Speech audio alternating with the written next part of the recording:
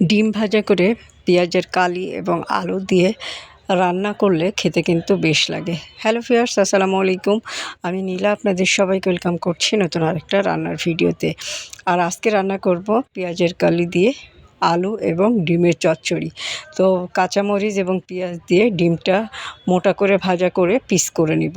কড়াইয়ে তেল দিয়ে গরম তেলে আস্ত জিরা, আদা বাটা, রসুন বাটা দিয়ে সামান্য একটু পানি দিয়ে স্বাদ মতো লবণ, জিরা গুঁড়া, ধনিয়া গুঁড়া, কাঁচামরিচ এবং হলুদ দিয়ে মশলাটাকে কষিয়ে নিব।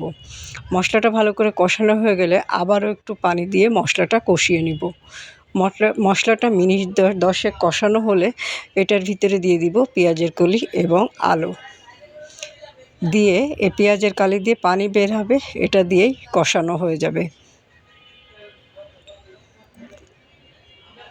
তো ঢাকনা দিয়ে ঢেকে দিয়েছিলাম, বেশ পানিও বের হয়েছে এবং ভালো করে কষানো হয়ে গেছে। এখন এটাতে পরিমাণ মতো ঝোলের পানি অ্যাড করব।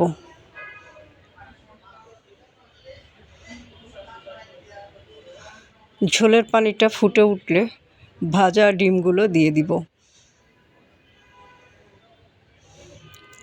ডিমগুলো দিয়ে এটা ভালো করে জাল করব মিনিট 15। এটাতে ঝোল রাখবো না, ঝোলটা মাখো মাখো হয়ে আসলে নামিয়ে গরম ভাতের সাথে পরিবেশন করব। খুব সাধারণ একটা রেসিপি, খেতে কিন্তু বেশ লাগবে। যারা কখনো খাননি, পেঁয়াজের কালি দিয়ে ডিম এভাবে ভাজা করে রান্না করে খেয়ে দেখতে পারেন, খেতে কিন্তু বেশ লাগবে। রুটির সাথেও খেতে কিন্তু ভালোই লাগে। তো কেমন হলো রান্নাটা একটা ছোট্ট কমেন্ট করে জানাবেন। যদি ভিডিওটা ভালো লাগে ছোট্ট একটা লাভ রিয়াক্ট দিবেন। ভালো থাকবেন, সুস্থ থাকবেন এবং স্বাভাবিক খাবার খাবেন। স্বাভাবিক রান্নার ভিডিওগুলো দেখতে গেলে আমার পেজের সাথে থাকবেন।